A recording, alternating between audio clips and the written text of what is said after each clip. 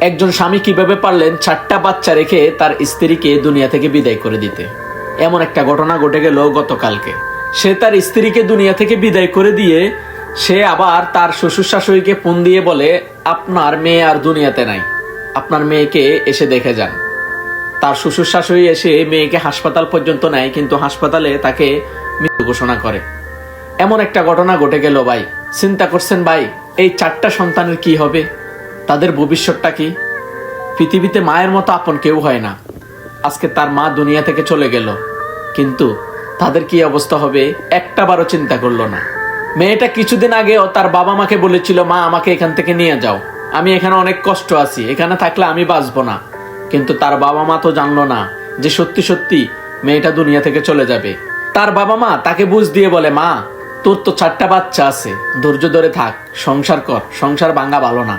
কিন্তু তার বাবা মা জানতো না আজকে তার মেয়েকে হারিয়ে ফেলবে।